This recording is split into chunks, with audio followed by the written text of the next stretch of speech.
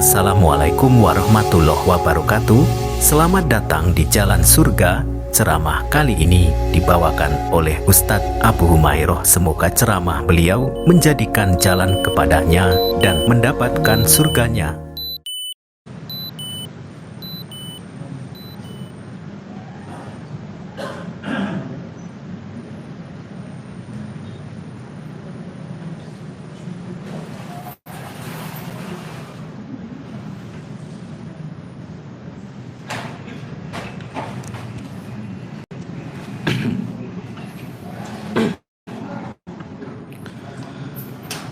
Bismillahirrahmanirrahim.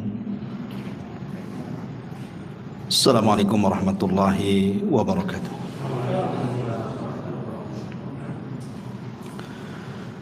Alhamdulillah wassalatu wassalamu ala rasulillah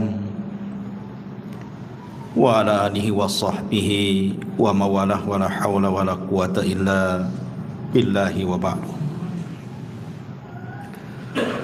Alhamdulillah, di malam hari ini kembali kita bisa duduk di Masjid Muhajirin dan kita terus berdoa kepada Allah Subhanahu wa taala, semoga Allah menjaga yang telah membangunnya, para muhsinin di dalamnya, orang-orang yang memakmurkannya, dan tentunya juga kita yang senantiasa hadir di masjid ini dalam rangka untuk memakmurkan juga. Salawat dan juga salam tak lupa kita hadiahkan kepada Rasul kita Nabi besar Muhammad sallallahu alaihi wasallam. Kita masih melanjutkan kajian kita Qasasul Anbiya, kisah-kisah para nabi, dan kita masih masuk pada kisah Nabi Allah Musa alaihi salatu wassalam. Pada minggu yang lalu kita menjelaskan dari kelahiran beliau sampai beliau menikah dan memiliki keturunan. Maka malam ini kita mulai kisah beliau dari diangkatnya beliau menjadi nabi dan juga rasul dan diutus berdakwah kepada Fir'aun dan begitu seterusnya. Ma'asyiral muslimin yang dimuliakan Allah Subhanahu wa taala, Nabi Musa alaihi salatu wassalam berbeda dengan nabi-nabi Bani Israel yang lainnya. Makanya dari sekian ribu nabi Bani Israel itu, Nabi Musa yang paling masyhur dan yang paling banyak diikuti, dan pengikutnya lebih banyak dibandingkan nabi-nabi sebelumnya. Dan Nabi Musa alaihi salatu wassalam dikhususkan oleh Allah Subhanahu wa taala dengan kalamnya. Makanya kemudian Musa digelari Kalimullah, orang yang berdialog dengan Allah tanpa perantara. Dan itu diakui oleh Nabi Allah Adam alaihi salatu wassalam dalam dialognya antara dia dengan Nabi Musa. Bagaimana bisa ketemu Adam dengan Musa? Bukankah zamannya berbeda? Wallahu a'lam kapan berjumpanya. Tapi Nabi SAW dalam hadis sahih yang dikeluarkan Imam Bukhari dan juga yang lainnya dari hadis Abi Hurairah radhiyallahu an. Jadi ada perdebatan antara Nabi Musa dan Adam. Lah salah satu yang ditanyakan Musa kepada Adam itu adalah anta Adam alladhi akhrajatka khati'atuka minal jannah. Engkau adalah Adam, lantaran kesalahanmu ini kami semua kena imbas sehingga diturunkan dari surga. Maka Adam alaihi salatu wassalam mengatakan kepada Musa, anta Musa alladhi istafaqallahu birisalatihi wa bikalami thumma talumuni ala amrin quddira alayya qabla an ukhlaq. Engkau adalah Musa yang Allah pilih dengan risalahnya dan dengan kalamnya, dengan ucapannya. Kenapa engkau mencelaku dengan perkara yang sudah ditakdirkan kepadaku sebelum aku diciptakan? Dari sini Adam mengatakan kepada Musa bahwa Musa dipilih oleh Allah, satu dengan risalahnya, kenabian dan kerasulannya, yang kedua dengan kalamnya. Makanya Musa digelari Kalimur Rahman. Sebenarnya nabi-nabi yang pernah bicara tanpa perantara itu ada 3. Dari seluruh nabi dan rasul itu, pertama Nabi Adam di sorga, yang kedua Nabi Musa, dan yang ketiga Rasul kita Muhammad sallallahu alaihi wasallam saat peristiwa Isra dan Mi'raj di Sidratil Muntaha.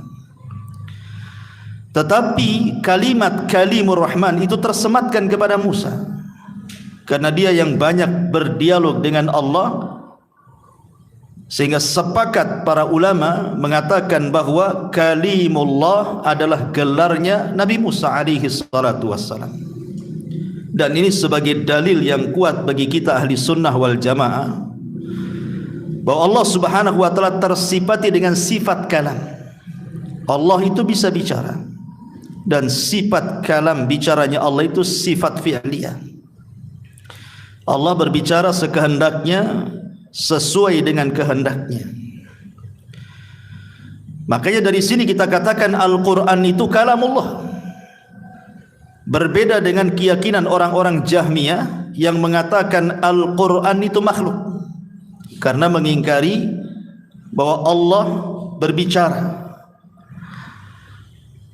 Dan ayat-ayat yang bicara tentang sifat kalam dalam Al-Quran seperti wa kallamallahu Musa taklima, Allah berbicara dengan Musa. Mereka merubah subjek jadi objek. Quran mengatakan wa kallamallahu, mereka baca wa kallamallaha, dhammah jadi fathah, supaya objek jadi subjek, jadi objek, jadi pelaku jadi sasaran. Jadi kalau diartikan asalnya wa kallamallahu, Allah bicara dengan Musa, mereka ganti wa kallamallaha Musa, Musanya yang jadi subjek, Musa bicara dengan Allah, begitu. Makanya kenapa kelompok Jahmiyah ini yang diasas oleh seorang yang bernama Jahm ibn Safwan, yang mengambil ilmu daripada Jad ibn Dirham, kemudian Jad ibn Dirham mengambil ilmu dari Aban ibn Sam'an, Aban ibn Sam'an mengambil ilmu dari Talut, ukhtu Labid ibn Asam, dan Labid ibn Asam ma'ruf penyihir Nabi Yahudi. Makanya kemudian di zaman Khalifah Umayyah, Jahm ibn Safwan ditangkap oleh seorang namanya Salam ibn Ahwaz al-Mazini, kemudian disembelih. Karena ketika itu dia melakukan pemberontakan dengan Al-Haris ibn Shuraih, akhirnya kemudian kalah, ketangkap. Kemudian kata Salam ibn Ahwaz al-Mazini, seorang kepala polisi di zaman itu, mengatakan, ya Jahm, aku membunuhmu bukan karena engkau memberontak, katanya.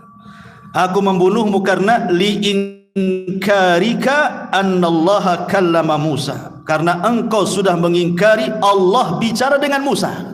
Dibunuh akhirnya. Adapun gurunya Jad ibn Dirham ditangkap oleh seorang khalifah yang bernama Abdullah Al-Qusairi, namanya Al-Haris, siapa lupa saya, Naam Al-Khalid ibn Abdillah Al-Qusari, seorang khalifah di zaman itu, saat Idul Adha. Kemudian dia berkhutbah dalam khutbah Idul Adha dan mengatakan, taqabbalallahu dhahayakum, semoga Allah menerima kurban-kurban kalian. Silahkan kalian sembelih kambing, sapi, unta kalian, karena saya punya sembelihan sendiri.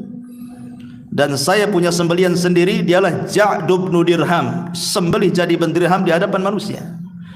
Karena dia telah mengingkari bahwa Musa, Allah bicara dengan Musa, dan dia mengingkari Ibrahim itu Khalilur Rahman. Sembelih, ya.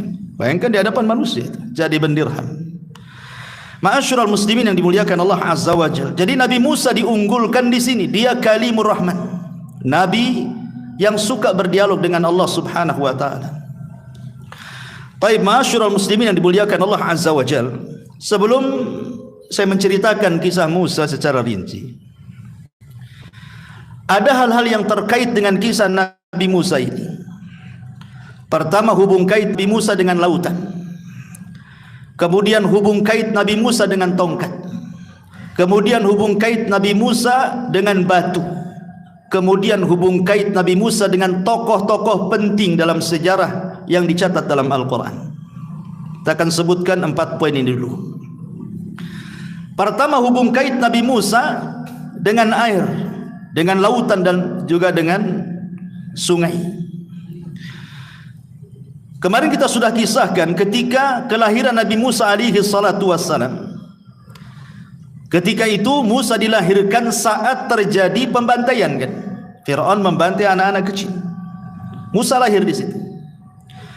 Maka Allah Subhanahu wa taala mengatakan, "Wa auhayna ila ummi Musa an ardiihi fa idza khifti alaihi fa alqihi fil yammi wa la takhafi wa la tahzani." Dan kami ilhamkan kepada ibunya Nabi Musa, susui dia, dan apabila kamu takut terhadap dia, maka hanyutkan dia ke sungai.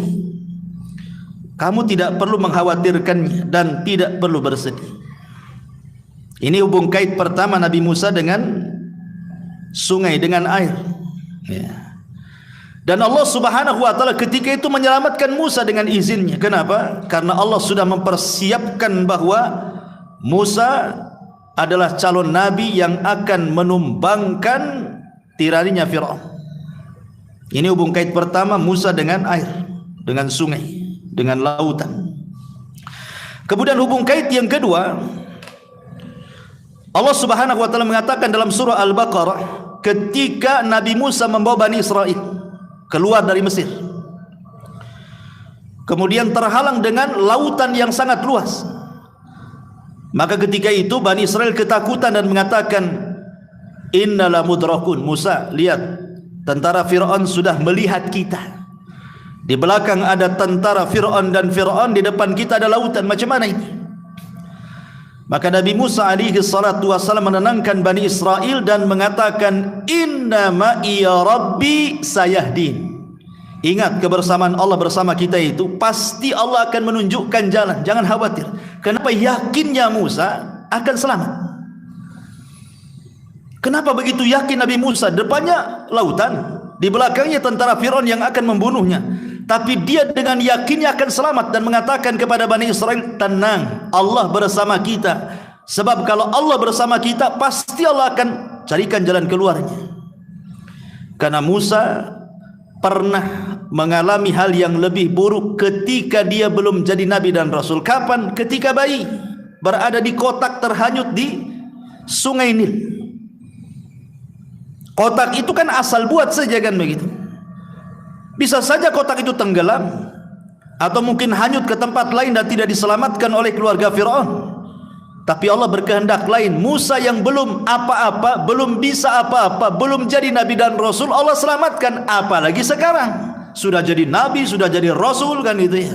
Tidak mungkin Allah tidak menyelamatkan. Makanya dengan yakin Musa mengatakan, "Inna ma'iya rabbi sayahdin." Maka Allah katakan, wa idh faraqna bikumul bahra fa anjaynakum wa aghraqna ala fir'auna wa antum tanzurun.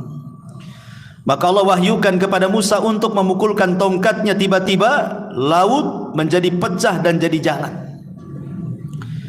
Maka kemudian Musa dengan Bani Israel melewati lautan itu yang sudah jadi jalan, 12 jalan itu, dan sudah menyeberangi jauh. Fir'aun pula menyangka lautan itu tidak mungkin menyatu kembali dengan itu keyakinan dia. Makanya dia dengan yakinnya dia membawa pasukannya, tetapi Allah yang mentakdirkan semuanya. Rupanya lautan itu setelah Allah selamatkan Musa dan Bani Israel menyatu kembali. Allah katakan, "Fa anjaynakum," kami selamatkan kalian wahai Musa dan Bani Israel, "wa aghraqna ala fir'auna wa antum tanzurun." Kami tenggelamkan Fir'aun dan seluruh bala tentaranya, dan engkau menyaksikannya. Ini yang kedua, hubung kait Musa dengan air. Yang tadi dengan sungai, ini dengan lautan. Kemudian yang ketiga, hubung kait Nabi Musa dengan sungai atau lautan. Ketika Nabi Musa alaihi salatu wassalam, sebutkan dalam hadis Sa'id Ibn Zubair radhiyallahu an, aku berkata kepada Ibnu Abbas radhiyallahu anhuma tentang kisah Nabi Musa alaihi salatu wassalam yang berkhutbah. Maka Ibnu Abbas menceritakan bahawa suatu ketika Musa pernah berkhutbah. Setelah berkhutbah adalah orang yang mengatakan, wahai Musa, adakah orang yang lebih alim dibandingkan dirimu? Kata Musa, tidak ada. Musa lupa mengucapkan insyaallah. Maka Allah katakan, ada seorang laki-laki namanya Khidir, dia punya pengetahuan apa yang kau tidak tahu. Cari dia, belajar kepadanya. Temui dia di pertemuan dua lautan. Akhirnya Musa pun mengajak pembantunya Yusha ibn Nun mencari Khidir, dan Allah takdirkan ketemu. Salah satu kisahnya adalah ketika Musa berada di tengah lautan bersama Khidir di atas perahu, datang usfur. Usfur itu burung. Kemudian nuki ke lautan, kemudian meminum air seteguk, kemudian naik lagi ke atas. Maka Khidir mengatakan kepada Musa, ma ilmuka ya Musa wa ilmi wa ilmul khalaiki fi ilmillah illa miqdaru ma ghamasa hadal usfuru min qarahu. Wahai Musa, pengetahuanku dan pengetahuanmu serta pengetahuan seluruh manusia satu dunia kalau dikumpulkan itu ibarat tegukan usfur burung itu yang ada di mulutnya. Sementara ilmu Allah itu seluas-luas lautan di depan kita ini. Makanya Allah mengatakan, wa ma utitu minal ilmi illa qalila. Kita ini tidak diberikan ilmu kecuali sedikit. Yang sedikit itulah diperebutkan jutaan, miliaran manusia. Di antara mereka ada yang jadi dokter, profesor, penemu dan begitu seterusnya. Tapi ilmu Allah jauh lebih luas dibandingkan itu. Ini juga kait Musa dengan lautan. Dia sedang naik perahu bersama Khidir alaihi salatu wassalam. Kemudian yang ketiga, Nabi Musa alaihi salatu wassalam suatu ketika diejek oleh Bani Israel. Karena Bani Israel itu kebiasaan kalau mandi, mereka kumpul kayak orang-orang zaman baheula kan itu ya, di desa-desa. Nggak tahu sekarang ya. Zaman dulu kan di rumah-rumah jarang ada kamar mandi, apalagi di desa-desa kan gitu. Ya mereka mandi ke sungai lah rame-rame. Kadang-kadang nggak punya malu kan, telanjang-telanjang. Kalau sekarang kan kita malu kan, lihat orang telanjang walaupun sama-sama laki-laki. Kalau dulu mana hilang malunya. Kadang-kadang tempat mandi laki-laki dengan perempuan itu berdekatan. Lah sehingga Nabi Musa itu memiliki rasa malu yang luar biasa. Tidak mau kalau mandi kumpul-kumpul bersama Bani Israel itu. Akhirnya Musa itu kalau mandi sendiri. Disitulah Bani Israel mengejek Nabi Musa, jangan-jangan Musa punya penyakit yang tidak ada di kami katanya. Tersebarlah isu itu. Akhirnya Allah Subhanahu wa taala ingin menyingkap bahwa tidak sebagaimana dituduhkan kepada Nabi Musa oleh Bani Israel.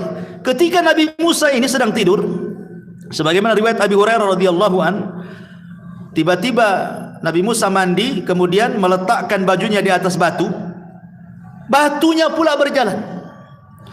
Musa mengejar-ngejar batu itu karena pakaiannya di situ.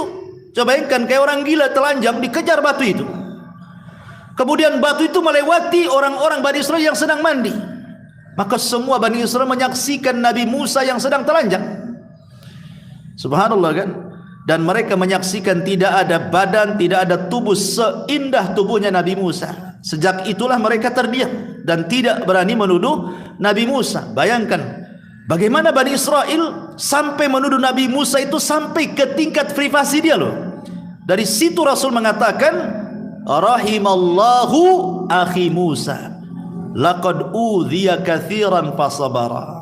Semoga Allah merahmati saudaraku Nabi Musa, banyak ujian yang Allah timpakan kepada dia dari Bani Israel, tapi dia tetap bersabar.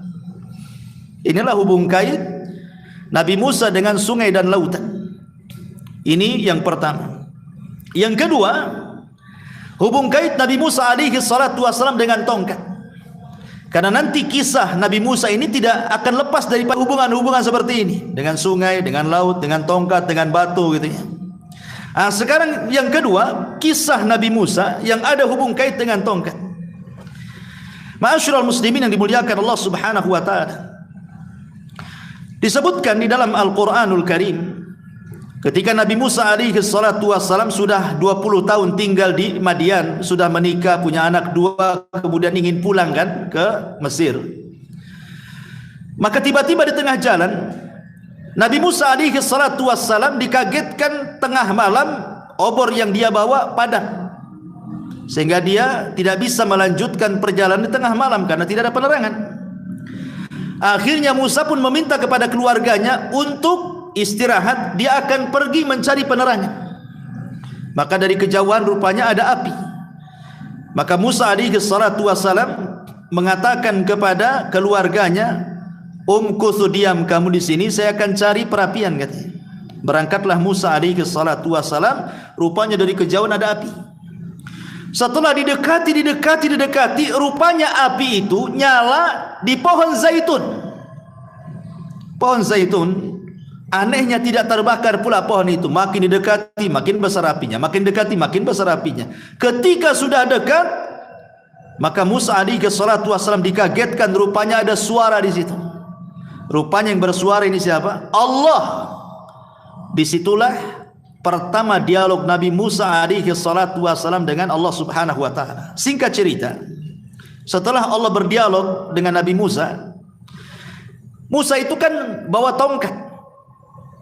Kemudian Allah Subhanahu wa taala mengatakan, "Wa ma tilka biyaminika ya Musa?" Apa itu yang di tangan kananmu wahai Musa? Maka Musa mengatakan, "Hiya asaya atawakka'u 'alaiha wa ahushu biha 'ala ghanami wa liya fiha ma'aribu ukhra," kata Musa. Oh, ini tongkat ya Rabb. Biasanya aku gunakan untuk bertelekan pada tongkat ini. Dan aku biasanya menggunakan untuk memukul dedaunan dengannya untuk kambing-kambingku. Dan bagiku tongkat ini ada keperluan macam-macam. Makanya Musa kemana-mana bawa tongkat, untuk membala kambing, untuk cari makan kambing, untuk bertelekan, macam-macam lah itu fungsinya tongkat itu. Maka Allah Subhanahu wa taala tiba-tiba mengatakan, "Alqiha ya Musa," lemparkan tongkat itu. Maka Musa melemparkan tongkat itu, fa alqaha fa idza hiya hayyatun tas'a. Ketika dilempar, tiba-tiba jadi ular. Ular besar. Apa enggak heran Musa? Allah hendak memberikan mukjizat kepada Nabi Musa, tiba-tiba jadi ular besar. Makanya Allah mengatakan, "Falamma ra'aha tahtazzu ka'annaha janun wala mudbira wa lam yu'aqibu ya Musa aqbil wala takhaf innaka minal aminin." Maka tatkala tongkat itu menjadi ular, Musa melihatnya bergerak-gerak seolah-olah dia ular yang sangat gesit. Larilah ia berbalik ke belakang tanpa menoleh, saking takutnya Musa itu.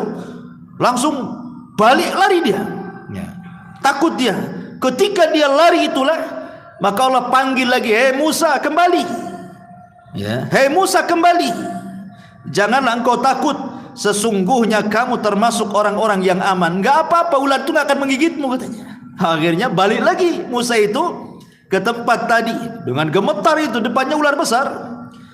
Tiba-tiba ketika sudah dekat dengan ular itu, Allah mengatakan, "Khudha wala takhaf sanu'iduha siratahal ula." Ya. Sekarang kau ambil ular itu wahai Musa. Bingunglah Musa, ini ular ngambil ular semana ini kan? Lain dengan pawangnya. Orang enggak pernah lihat ular besar kan bingung.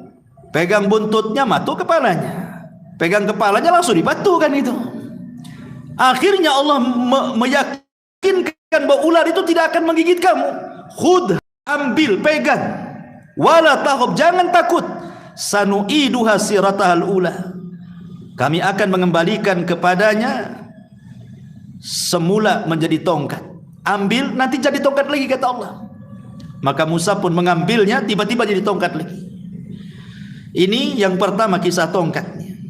Kemudian yang kedua, ketika Nabi Musa alaihi salatu wasallam sudah sampai di Mesir, Ingat Nabi Musa pelat ngomongnya. Karena saya ceritakan kenapa? Karena di waktu bayi ketika dia menjambak janggutnya Fir'aun, langsung Fir'aun tersungkur kan. Kata Fir'aun, oh, ini kok bayi kok punya tenaga kuat, jangan-jangan ini pula bayi yang dimimpikan aku, katanya. Hampir dibunuh kan. Tapi ketika mau dibunuh, datang Asya bintu Muzahim, ibu angkatnya, istrinya, dan mengatakan, jangan kau bunuh anak itu tidak berakal. Kalau engkau mau uji dia, katanya. Akhirnya diuji, ditaruh api dan bara api dan kurma. Hampir saja anak itu mengambil kurma, tapi malaikat Jibril datang membelokkan, kemudian mengambil bara api dan memakannya. Terbakarlah lidahnya. Sejak itulah pelat Nabi Musa. Makanya Musa ini karena tidak fasih ngomongnya, dia takut kalau seandainya Fir'aun tidak paham dengan bahasa dia. Dia takut dengan Fir'aun. Ya bagaimanapun Fir'aun seorang raja Mesir, itu pula bapak angkatnya, dan dia sudah pernah membunuh orang, kan itu wajar manusiawi. Akhirnya Musa meminta kepada Allah agar minta teman, maka diberikanlah Harun, dan Musa mengatakan, jadikan dia nabi biar menemani diriku, karena Harun lebih fasih lisannya dibandingkan aku, katanya.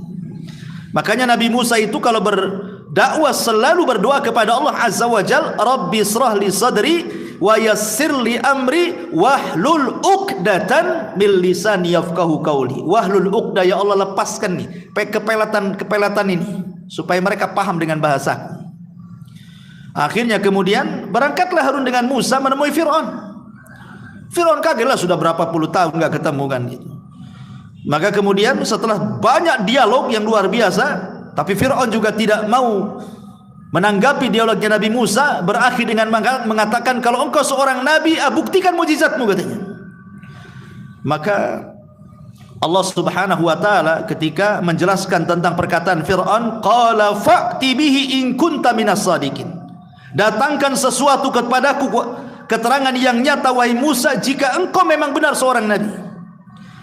Musa ini bingung. Sekarang dia mau melemparkan tongkatnya, takut tak jadi ular lagi kan. Ini kalau saya lempar tongkat nanti tak jadi ular pula kan ya. Gitu. Atau yang kedua, betul-betul jadi ular, nanti ularnya makan orang-orang pula di depannya. Ya. Makanya Allah mengatakan, fa'alqa asahu fa idza hiya thubanun mubin wa naza'a yadahu fa idza hiya baydha'u lin-nadirin. Qala lil mala'i haulahu inna hadza la sahirun alim yuridu an yukhrijakum min ardikum bisihrihi famada ta'murun. Maka Musa melemparkan tongkatnya, lalu tiba-tiba tongkat itu menjadi ular yang nyata dilihat manusia, pejabat-pejabat dan juga Fir'aun melihatnya, dan ia menarik tangannya dari jubahnya, tiba-tiba bercahaya pula tangannya. Kemudian Fir'aun mengatakan kepada para pembesarnya, sungguh Musa ini benar-benar pakar sihir yang handal. Dia hendak mengusir kalian di negeri kalian sendiri dengan sihirnya. Maka karena itu apakah saran kalian tentang Musa ini? Maka orang-orang mengatakan, arjih wa akhahu wab'ath fil madaini hasyirin. Tundalah urusan dia dan saudaranya, dan kami kirimkanlah ke seluruh negeri-negeri orang-orang yang mengumpulkan ahli sihir, kita ajak dia duel, katanya. Sepakat. Akhirnya terjadilah kesepakatan kapan terjadi duel antara tukang-tukang sihir Fir'aun dan Musa. Ini kisah yang kedua, hubungan dengan tongkat. Kisah yang ketiga, kisah ketika betul-betul terjadi duel antara Nabi Musa dan tukang-tukang sihirnya. Kan disepakati bahwa duel itu terjadi yaumuz zina. Yaumuz zina itu maksudnya hari raya kerajaan. Kayak di Indonesia ini ada Agustusan lagi gitu ya. Jadi duelnya itu betul-betul di hari raya kerajaan. Jadi orang tidak kerja, biar nonton semua gitu ya. Yang kedua, Nabi Musa meminta bukan hanya perkelahiannya itu di hari perayaan kerajaan, tapi Musa minta di waktu duha, tidak mau di malam hari. Dari sini ada dalil kata para ulama, kenapa Musa minta di waktu duha dan tidak minta di malam hari? Karena sihir itu kekuatan ada di malam hari. Jadi Musa mengambil kelemahannya. Makanya Allah mengatakan min syarri ghasiqin idza waqab. Kita harus berlindung di malam hari, karena kekuatan sihir menguat di malam hari itu. Makanya Musa memilih waktu duha. Ya. Akhirnya terjadilah kemudian betul-betul gelanggang besar, ditonton ribuan manusia, disaksikan Fir'aun dan pejabatnya. Terjadilah duel antara Musa dengan tukang sihir. Ketika sudah berkumpul hadap-hadapan, Allah mengatakan, alqiha ya Musa, lemparkan tongkat. Fa alqaha fa idza hiya hayyatun tas'a. Ketika Musa melemparkan tongkat itu, maka tiba-tiba menjadi seekor ular yang merayap dengan sangat cepat. Musa tidak terpikir bahwa ular itu akan memakan ular-ular kecil yang dilempar oleh tukang-tukang sihir itu kan. Rupanya ular itu memakan semuanya. Tukang sihir tidak berpikir juga ular itu akan memakan tambang-tambang yang mereka lempar gitu. Karena kalau hanya sihir saja paling ditampakkan ularnya sudah gitu. Ini bukan ular sihir, ini ular beneran kalau makan-makan sana sini. Makanya tukang sihir akhirnya mengatakan ini bukan sihir. Ini ular benar, ini mukjizat. Sejak itulah tukang sihir sujud, tobat, beriman kepada syariatnya Musa. Fir'aun marah dan mengatakan amantum qabla an adzana lakum. Kalian beriman sebelum aku izinkan, kata Fir'aun. Enak saja kalian, kembali kalian kufur, kalau tidak kubunuh kalian. Akhirnya semua tukang sihir istiqomah, ikhwan, tidak ada yang murtad. Akhirnya dibunuh oleh Fir'aun ini semuanya. Kata Abdullah ibn Abbas radhiyallahu anhu, lihat tukang-tukang sihir itu. Di pagi hari mereka tukang sihir yang jahat, di sore hari menjadi para syuhada yang baik, katanya. Masuk surga. Ya, para syuhada. Ini kisah tongkat yang ketiga. Kisah tongkat yang keempat, ketika Nabi Musa berada di Arduti, di bumi perjanjian, Arduti, bumi linglung, karena ketika itu mereka tersesat karena diajak perang tak mau. Maka mereka tidak bisa keluar dari bumi linglung itu. Lah disitulah ketika Bani Israel kemudian diazab oleh Allah, tidak bisa keluar dari padang pasir yang sangat panas sekali. Tidak ada tumbuhan, tidak ada makanan, tidak ada air sama sekali kan. Mereka tersesat di situ, tidak bisa keluar. Maka mereka mengatakan, ya Musa, kami haus katanya. Macam mana kami minum? Makanya Allah Subhanahu wa taala katakan, wa idistasqa Musa liqaumihi faqul nadrib bi asaqal hajar. Maka Musa mengambil tongkatnya, kemudian mencari batu yang besar di sekitarnya, kemudian dipukulkan dengan tongkat itu. Apa yang terjadi? Fang fajarat min husnata asyrata aina. Tiba-tiba muncul dari bebatuan itu 12 mata air memancar dari batu itu. Kenapa 12 mata air? Disesuaikan dengan jumlah kabilah Bani Israel, supaya mereka tidak berselisih, masing-masing punya air sendiri gitu. Nah, lihat bagaimana tongkat itu perannya luar biasa kan? Ya, dipentungkan ke batu, keluar ini mukjizat. Antum mentung-mentung batu 100 kali nggak akan keluar karena tidak punya mukjizat. Intinya bahwa inilah kisah tongkatnya Nabi Musa alaihi salatu wassalam. Ini poin yang kedua. Poin yang ketiga, hubung kait Musa dengan batu. Tadi saya sudah sebutkan dua perkara. Pertama, kisah Nabi Musa ketika mandi, itu hubung kait dengan batu, batunya lari kan itu ya. Yang kedua ini, kisah ini, dia pukulkan tongkat ke batu, keluar. Dan yang ketiga, batu-batu yang ada di Bukit Saidah, gunung batu Bukit Saidah itu.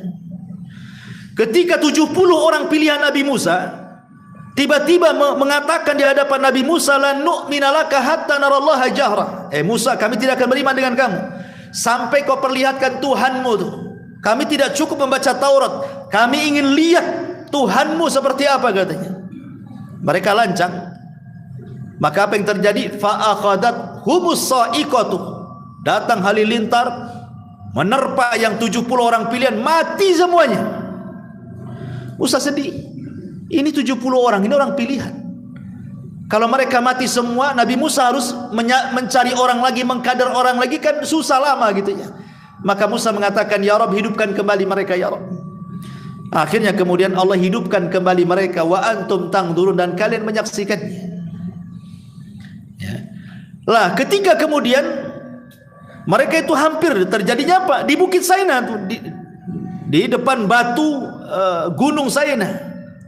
Lah Nabi Musa alaihi salatu wassalam sebelumnya sebenarnya sudah meminta kepada Allah, sebelum umatnya meminta untuk melihat Allah kan. Musa kan sudah minta juga. Artinya Musa sudah punya pengalaman. dia mengatakan kepada Allah Subhanahu wa taala, "Anzur ilaika ya Rabb," tampakkan diri. Tetapi Allah mengatakan kepada Musa, "Lan tarani," kau tidak bisa melihatku. Tetapi kata Allah, "Walakin zur ilal jabal." Enggak apa-apa, lihat gunung itu, lihat batu gunung tuh yang ada di Saina. Kalau bukit itu tetap tidak bergerak, kau akan melihatku.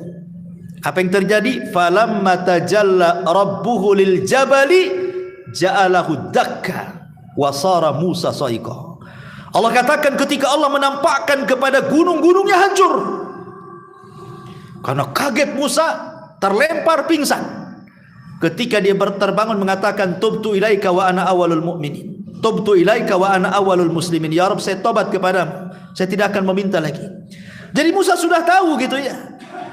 Dia sudah merasakan ketika meminta Allah untuk ditampakkan tidak sanggup, apalagi ini 70 orang pilihan yang bukan nabi. Makanya diazab oleh Allah, dibunuh dengan halilintar.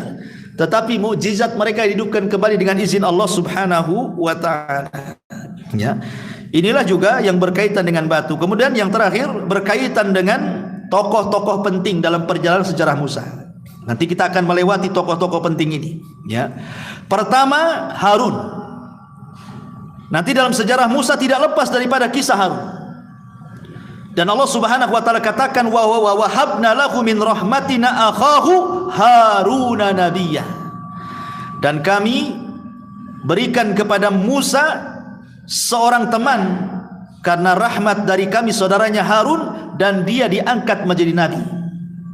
Harun diangkat jadi nabi itu karena permintaan Musa sebenarnya. Jadi ketika Musa mengatakan, "Akhi Harun huwa afsahu minni lisanan fa arsilhu ma'iya rid'an yusaddiquni inni akhafu an yukadzibuni." Jadi Musa mengatakan, "Ya Rabb, ini Harun saudaraku. Dia lebih fasih ngomongnya daripada aku," katanya. "Tolong jadikan dia teman dalam dakwahku." Makanya kemudian Allah Subhanahu wa taala kabulkan, maka Allah angkat Harun menjadi nabi dan menjadi teman Nabi Musa dalam berdakwah. Dan tugas Nabi Harun luar biasa. Nabi Harun itu lembut orangnya sehingga dicintai Bani Israel. Nabi Musa ini punya keras sedikit sehingga Bani Israel tidak suka dengan Nabi Musa walaupun nabinya itu. Tapi sama Harun suka mereka. Tentu dengan berbagai macam alasan ya. Pertama karena memang Harun betul-betul lahir di tengah-tengah Bani Israel, remaja, dewasa, besar sampai jadi nabi, dia tidak lepas dari Bani Israel. Kalau Nabi Musa kan tidak. Bayi di istana Firaun, ya kan, sampai dia dewasa, bunuh orang, akhirnya ke Madian, sampai kawin, sampai punya anak, balik lagi ke Mesir, baru dia angkat jadi nabi, baru dia kumpul bersama Bani Israel kan. Jadi dari kecil Nabi Musa itu walaupun turunan Bani Israel, tapi tidak bersama Bani Israel. Sebab itulah kedekatan Bani Israel dengan Harun lebih dekat dibandingkan dengan Musa. Tetapi Harun tidak ditakuti oleh Bani Israel, disukai tapi tidak ditakuti. Kalau Musa tidak disukai tapi ditakuti. Nah, itulah balikannya. Karena ketika Nabi Musa ini meninggalkan Harun untuk mengambil Taurat di Bukit Saina, hanya 40 malam saja. Musa mengatakan kepada Harun, "Kau pegang Bani Israel, aku hendak mengambil Taurat," katanya. 40 malam pulang Nabi Musa, Bani Israel sudah murtad, nyembah anak sapi, patung anak sapi yang dibentuk Samir itu. Maka dijambak janggutnya Harun, dijambak oleh Musa rambutnya Harun, bahasanya ambil rambutnya, ambil janggutnya, begini. Begitu gambaran dalam Quran itu. Engkau hendak menyesatkan Bani Israel, wahai Harun, katanya. Kata Harun, "Ya Musa, lepaskan janggutku, lepaskan rambutku. Aku sudah berusaha loh ya, agar mereka jangan murtad, tapi mereka mengancam aku hendak membunuhku. Bisa apa aku?" katanya. Akhirnya dimaafkan Harun. Akhirnya yang murtad itu dihukum untuk saling membunuh sesama mereka. Ya. Ma'asyiral muslimin yang dimuliakan Allah Azza wa Jalla, ini tokoh yang pertama yang akan menemani sejarah perjalanan Musa yang kita akan ceritakan. Yang kedua, Yusha ibn Nun. Yusha ibn Nun ini memang tidak disebutkan namanya secara nas Al-Quran, tetapi isyaratnya ada. Ya, seperti Allah Subhanahu wa taala mengatakan dalam Al-Baqarah 58, "Wa id qulna dkhulu hadhil qaryata faqulu minha haitsu syi'tum ragada wadkhulul baba sujjadan wa qulu hittatun naghfir lakum khotoyakum wa sanazidul muhsinin. Dan ingatlah ketika kami berfirman, masuklah kamu ke negeri ini, maksudnya Baitul Maqdis. Makanlah dari hasil buminya yang banyak lagi enak dimanapun kamu suka. Tetapi masuklah dari pintu gerbangnya sambil sujud. Dan katakanlah, bebaskanlah kami dari dosa, ampuni kami dari dosa. Niscaya kami ampuni kesalahan-kesalahanmu, dan kelak kami akan menambah pemberian kami kepada orang-orang yang berbuat baik. Ayat ini bicara tentang Yusha ibn Nun, dan kejadiannya setelah Musa meninggal dan Harun meninggal. Tuh hebatnya Yusha ibn Nun itu, dia yang melanjutkan cita-cita Nabi Musa membawa Bani Israel ke Baitul Maqdis, tetapi gagal. Di zaman Nabi Musa tidak bisa masuk Baitul Maqdis. Kenapa? Karena ketika Nabi Musa tinggal melewati satu kota lagi namanya Ariha. Kalau bisa menaklukkan Ariha, mereka bisa masuk Baitul Maqdis kan? Ariha ini dipenuhi oleh orang-orang Kan'aniun, orang-orang turunan Nabi, turunan kaum Ad, besar-besar orangnya. Sementara Bani Israel kecil-kecil. Bani Israel mengatakan, "Ya Musa, apakah kami harus melawan orang-orang sebesar-besar itu?" Katanya, "Kami tidak bisa." Sehingga mereka mengeluarkan kalimat yang sangat kotor kepada nabinya dan mengatakan, "Idhab anta wa rabbuka faqatila inna hahuna qaidin." Kalau engkau mau perang, silahkan perang wahai Musa, perang sendiri, ajak Tuhanmu, perang berdua sana, biar kami nonton di sini, katanya. Kan kurang ajar tuh, ya. Akhirnya kemudian mereka pun diadab di padang pasir, nggak bisa keluar. 40 tahun mereka nggak bisa keluar dari situ. Bayangkan, akhirnya mereka pun kelaparan, minta makan, ya Musa, minta makan, nggak ada yang kami makan. Musa berdoa, turunlah manna dan salwa. Kemudian mereka mengatakan, Musa, kami perlu pakaian. Akhirnya turun pakaian, mereka punya pakaian. Musa, kami panas, nggak ada pohon untuk bernaung. Maka kemudian Musa berdoa, wa dhallalna alaikumul ghamam wa anzalna alaikumul manna wassalwa. Kami berikan awan menaungi mereka. Coba bayangkan, nikmat bagaimana. Kami haus, Musa memukul batunya, keluarlah 12 mata air. 40 tahun di situ, sampai akhirnya Harun meninggal, Musa meninggal di situ. Lalu siapa yang melanjutkan perjuangan? Yusha ibn Nun. Siapa Yusha ibn Nun ini? Dialah yang mengantar Nabi Musa untuk mencari Khidir, ya. Jadi Musa itu ketika mencari Khidir, siapa temannya? Yusha ibn ini pembantunya nih. Coba, pembantu Nabi jadi Nabi, ya. Makanya antum berkawan dengan ustaz, jadi ustaz nanti. Kalau berkawan tukang bengkel, ya ikut jadi bengkel nanti. Nah, begitulah kawan tuh merubah semuanya gitu. Akhirnya kemudian Yusha ibn Nun inilah yang kemudian ketika generasi para pengecut sudah mati, datang generasi para pemberani. Yusha inilah yang kemudian membawa mereka untuk mengalahkan Ariha dan berhasil masuk ke Baitul Maqdis. Masalahnya, orang-orang Yahudi itu punya satu hari disebut hari sakral, hari Sabtu. Kalau datang hari Sabtu tidak boleh perang. Itu khusus ibadah. Sama dengan Nasrani hari Ahad, Islam hari Jumat kan itu ya. Itu difokuskan untuk ibadah. Ketika perang mau menang nih, hampir mau menang, itu kan di hari Jumat. Matahari itu sudah mau tenggelam. Berarti kalau hari Jumat matahari tenggelam masuk ke Sabtu, mereka harus berhenti perang. Padahal mau dimenangkan peperangan itu. Dari sinilah kemudian Allah Subhanahu wa taala berikan mukjizat kepada Yusha ibn Nun sebagaimana riwayat yang disebutkan dari Abi Hurairah radhiyallahu an, inna syamsa lam tuhbas ala basharin illa liyusha layaliya sara ila baitil maqdis. Belum pernah terjadi matahari ditahan kecuali oleh Yusha ibn Nun saat berjalan hendak membuka Baitul Maqdis. Jadi ketika hampir tuh matahari tenggelam, ini sedang perang nih, maka Yusha mengatakan kepada matahari, "Hei matahari, innaki ma'murah wa ana ma'mur," katanya. Engkau diperintah Allah, aku pun diperintah Allah, katanya. Tolong jangan tenggelam sampai perang dimenangkan. Tiba-tiba matahari terdiam, nggak tenggelam. Entah berapa waktu mereka perang sampai menang, baru dia tenggelam. Nah, itulah satu-satunya Nabi yang bisa menahan matahari itu. Mukjizatnya siapa? Yusha ibn Nun. Dan ini tokoh sentral penting juga Yusha ibn Nun itu dalam perjalanan Nabi Musa, karena disebutkan dalam perjalanan Khidir dan juga disebutkan dalam perjalanan Nabi Khidir ini juga akan menemani kisah Nabi Musa alaihi salatu wassalam. Kenapa disebut Khidir? Khidir ini anak raja sebenarnya. Disebut Khidir, Khidir itu diambil dari Khadra, artinya hijau. Jadi kalau Khidir ini melewati sebuah tempat yang tandus, lapangan yang tandus gitu ya, kering kelontang, dia singgah di situ, tiba-tiba hijau semuanya, berumput semuanya. Makanya di Sumya Khidir, disebut Khidir itu karena menjadikan tempat yang ia duduk di situ jadi hijau. Ya, pokoknya duduk dia saja, tumbuh rumput-rumput di mana-mana tuh tiba-tiba. Nah, itulah mukjizatnya Nabi Khidir. Makanya disebut Khidir. Diambil dari Khadra. Namanya bukan Khidir ya. Jadi diambil nama dari mukjizatnya. Lah Nabi Khidir ini kenapa disebutkan di sela-sela Nabi Musa? Karena ada kisah seperti ini. Tadi saya sudah singgung hadis Bukhari dan yang lainnya, ketika Musa berceramah di tengah-tengah Bani Israel. Setelah berceramah, adalah seorang Bani Israel bertanya, Musa, wahai Nabi Allah, ada melebihi kamu? Kata Musa, tidak ada. Kata-kata Musa ini benar sebenarnya. Karena di zaman itu tidak ada orang yang lebih alim dibandingkan Musa. Sampai pun dengan Khidir, Khidir tidak lebih alim daripada Musa. Khidir ini diperselisihkan apakah dia nabi atau bukan. Ada yang mengatakan dia ya seperti Luqman, seperti Dzulqarnain, ya, bukan nabi. Ada juga yang mengatakan dia nabi. Artinya kenabiannya jadi diperselisihkan.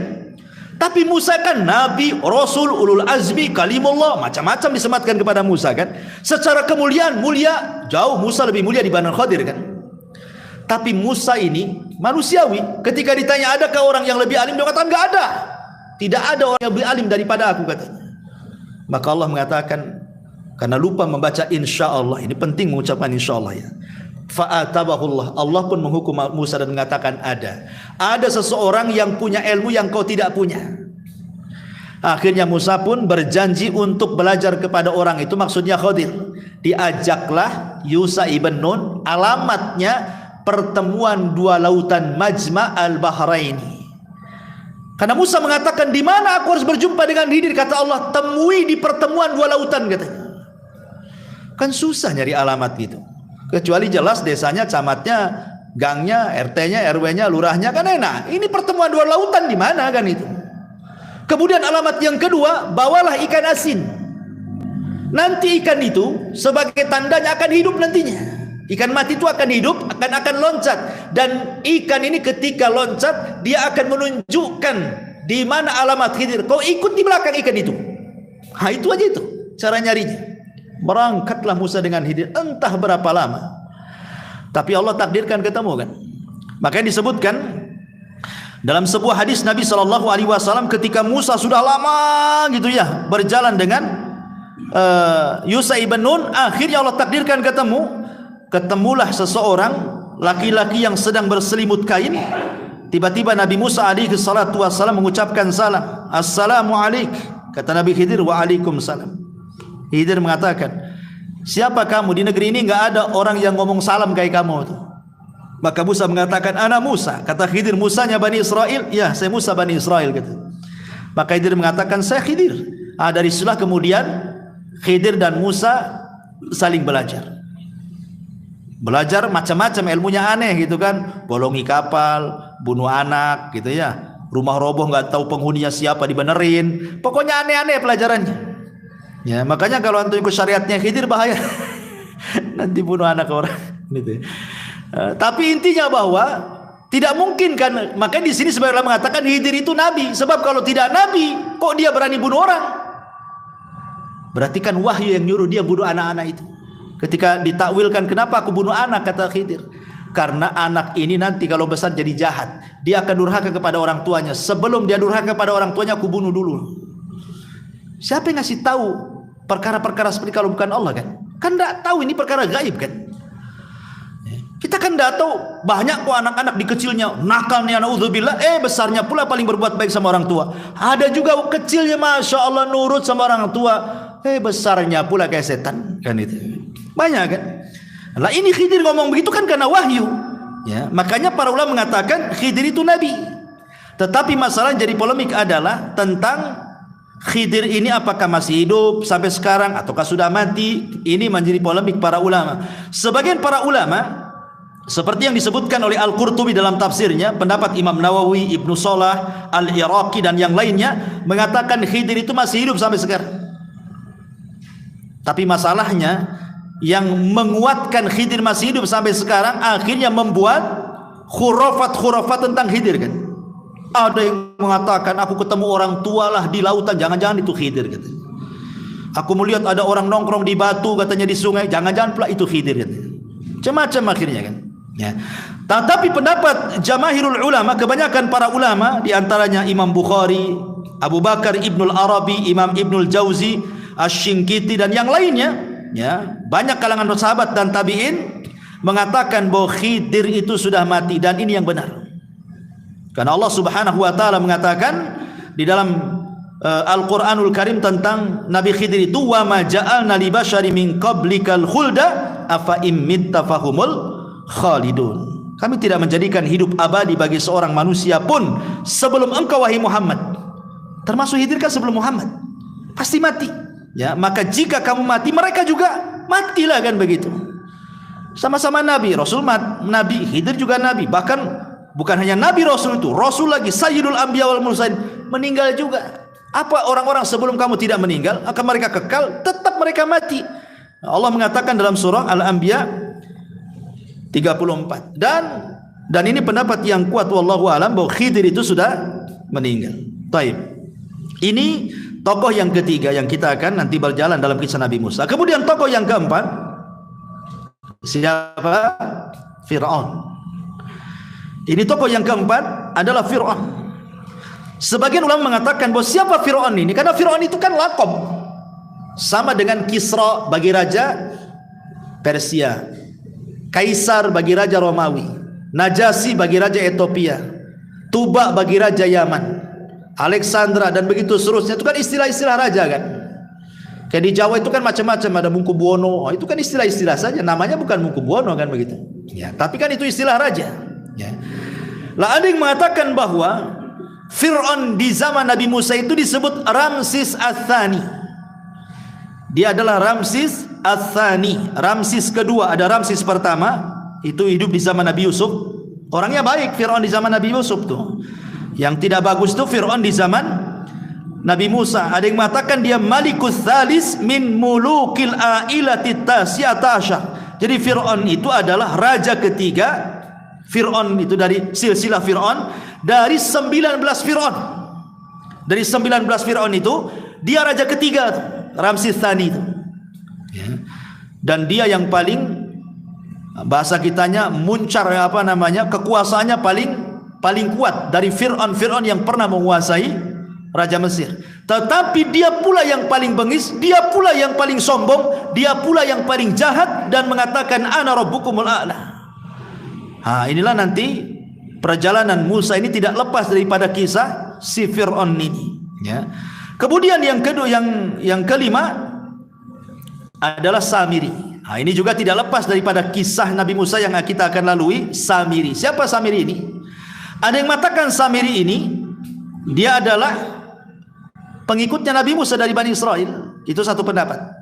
Yang kedua, bukan, Samiri ini bukan dari Bani Israel, dia kaum Kibti yang pura-pura beriman akhirnya ikut hijrah bersama orang-orang Bani Israel dengan Nabi Musa ke Palestina. Ada juga yang mengatakan dia adalah keturunan kaum yang menyembah anak sapi, menyembah bakar, menyembah sapi. Dan peran Samiri ini sangat besar dalam merusak Bani Israel. Makanya Allah Subhanahu wa taala sebutkan itu di dalam Al-Qur'an dalam surah Toha dari ayat 83 sampai 98 tuh kisahnya lengkap. Kisah Samiri dalam surah Toha ayat ke-83 sampai 98. Bagaimana perannya Samiri ini menyesatkan Bani Israel. Karena kejadiannya itu ketika Musa ke Bukit Saina 40 malam loh. Tiba-tiba kemudian Samiri mengambil emas-emas Bani Israel, karena Bani Israel merasa bahwa emas-emas mereka itu tidak halal mereka pakai. Kalau mereka hijrah, mereka pinjam emas itu. Jadi itu bukan emas mereka, hanya pinjaman. Mereka takut mau emas itu. Maka Samiri mengatakan kalau gitu buang saja emas itu katanya. Dibuanglah emas-emas itu, cincinnya, gelangnya dibuang. Rupanya tanpa sepengetahuan Bani Israel diambil sama Samiri itu. Kemudian dicetak jadi patung anak sapi. Setelah dicetak jadi patung anak sapi, Samiri ini punya tanah sakti. Ya. Dari mana tanah ini? Disebutkan di dalam surah Toha itu. Jadi ketika Nabi Musa menyeberangi lautan yang sudah kembali dan menenggelamkan Fir'aun itu, Samiri melihat ada orang berkuda warna putih, berjubah putih di samping Nabi Musa, seolah-olah dia ngasih instruksi Nabi Musa. Samiri yakin itu bukan manusia, itu malaikat. Makanya diperhatikan kudanya, setiap menginjak tanah hidup kayak Nabi Khidir tadi. Ya, setiap Khidir singgah di sebuah tempat hijau, itu juga sama, kaki kuda itu setiap dia menginjak di padang pasir, tumbuh tuh rerumputan di situ setiap pijakannya itu. Makanya oleh Samiri diambil tuh bekas-bekas pijakannya itu, tanahnya itu. Lah ketika kemudian Samiri membentuk itu patung anak sapi itu, kan dia punya tanah itu bekas pijakannya kaki kudanya Jibril itu. Akhirnya dimasukkan ke mulutnya. Allah takdirkan hidup tuh patung anak sapi itu. Tapi tidak hidup seutuhnya. Al-Quran yang mengatakan lahu khuar, mengeluarkan suara.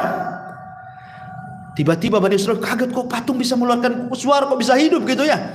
Maka kemudian Samiri mengatakan, lihat Musa ngapain jauh-jauh cari Tuhan ke Bukit Saina, katanya. Tuhannya ada di sini, katanya. Ah, sembah, katanya.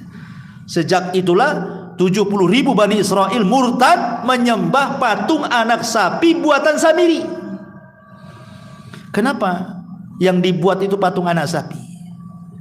Makanya nanti ketika Nabi Musa sudah berada di Ardutih gitu ya, di negeri linglung tadi, itu ada kisah namanya Baqarah Bani Israil. Ketika ada orang kaya terbunuh, kemudian dicari siapa pembunuhnya, datang kepada Nabi Musa, kemudian Musa berdoa kepada Allah, kemudian kata Musa, sembelihlah seekor sapi betina. Makanya surah Al-Baqarah disebut Al-Baqarah karena ada kisah Baqarah Bani Israil ini. Ya. Kenapa yang disuruh sapi? Kenapa enggak kambing? Kenapa enggak unta? Kenapa enggak yang gajah gitu ya? Kenapa disuruh sapi? Karena Nabi Musa ingin melepaskan keterikatan sesembahan Bani Israil kepada sapi saat mereka di Mesir dengan cara sembelih sapi betina supaya terhina Tuhannya, gitu maksudnya.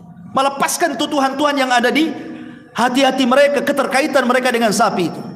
Tapi rupanya kisah orang nyembah sapi itu bukan di zaman Bani Israil saja. Sampai sekarang masih ada orang nyembah sapi kan? Di India sana kan? Masih ada orang yang kemudian mengagungkan sapi. Kalau di negeri kita di Jawa Tengah, kerbau, ya kan? Kiai Selamat tuh siapa? Ya, Pak Kiai Selamat tuh. Saya kira orang, rupanya kerbau, ya kan? Diambil di alat berkahnya kan? Tapi di India lihat, sapi itu luar biasa diagungkan tuh. Kalau masuk ke pasar gitu ya, ada orang jual kangkung dimakan, biarin katanya. Tuhan makan kangkung. Gimana ceritanya? Ya. Sampai sekarang ada orang-orang yang nyembah sapi itu. Karena memang dari dulu itu sejak zaman Nabi Israel, Nabi Bani Israel itu sudah ada para penyembah patung anak sapi kan? Rupanya sampai sekarang tuh masih ada orang-orang yang menyembah patung anak sapi. Sampai saya membaca buku itu, di India itu 1000 lebih agama. Bayangkan, agama terbanyak di dunia itu di India. Sampai tubuh 1000 lebih agama. Coba bayangkan kalau sudah 1000 lebih agama, berarti 1000 lebih Tuhan tuh. Karena masing-masing agama punya Tuhan kan. Makanya di India aneh-aneh sembahannya. Ada yang nyembah sapi, ada yang nyembah ular sendok, ada yang nyembah macam-macam di sana itu. Sampai saya baca, maaf nih agak jorok sedikit, sampai ada yang nyembah patung kemaluan perempuan. Saya baca itu, alasannya apa? Karena dari situ katanya para nabi lahir, dari situ orang-orang soleh lahir, dari situ macam-macam lahir. Lah kita katakan Fir'aun juga dari situ lahir, Namrud juga dari situ, Abu Lahab juga dari situ. Tahu tanya di mana coba? Ya. Masyarul muslimin yang dimuliakan Allah Azza wa Jalla. Jadi terlampau itulah kadang-kadang orang musyrik ini, kalau kita pikir-pikir secara akal itu tidak masuk di akal. Ya. Sampai dikatakan oleh seorang sahabat yang dulunya bekas mantan jahiliyah kemudian masuk Islam, ya, kami dulu menyembah batu. Kalau dapat batu yang bagus nih, batu yang ini dibuang, nyembah batu yang baru. Nanti datang lagi batu yang baru lagi, ini batu yang lama dibuang, batu yang baru disembah. Asih begitu saja. Tuhan itu diambil dicampah, itu diambil dicampah. Ini gimana ceritanya agama kayak gini? Itulah jahilnya orang-orang jahiliyah, sampai disebut jahiliyah gitu ya. Mereka disebut jahiliyah. Tapi intinya bahwa Samiri ini menyesatkan Bani Israel sampai Musa datang marah, akhirnya diusirlah Samiri. Kenapa Samiri tidak dibunuh coba? Diusir. Tapi Nabi Musa mengatakan, engkau tidak bisa didekati manusia dan engkau tidak bisa mendekat manusia. Kau akan hidup sendiri sana. pergi. Dari sinilah karena tidak disebut kematian di dalam Al-Quran, ada yang memprediksi jangan-jangan Samiri ini bersembunyi dan akan muncul di akhir zaman sebagai Dajjal. Tapi pendapat ini lemah. Dajjal bukan Samiri, Samiri bukan Dajjal, Samiri sendiri, Dajjal sendiri. Dan mungkin sudah mati, tidak mungkin juga dihidup sampai sekarang. Ya. Intinya bahwa ini tokoh-tokoh yang akan menemani kisah Nabi Musa, termasuk juga Bani Israel. Dalam Al-Quran itu ada istilah-istilah yang disebutkan. Pertama Bani Israel, yang kedua Yahudi, yang ketiga ahli kitab. Ya. Pertama Bani Israel, tentu yang dimaksud Bani Israel adalah keturunan Nabi Yakub, dan itulah yang akan menemani Nabi Musa selama perjalanan dari Mesir sampai Nabi Musa meninggal. Makanya di Quran sering mengatakan ya Bani Israel, ya Bani Israel. Kalau disebutkan ya Bani Israel dalam Al-Quran, artinya mengingatkan orang-orang Yahudi Madinah di zaman Rasul tentang kenikmatan yang Allah berikan kepada nenek moyang mereka dulu, ya Bani Israel. Tapi kalau disebut Yahudi dalam Al-Quran itu celaan.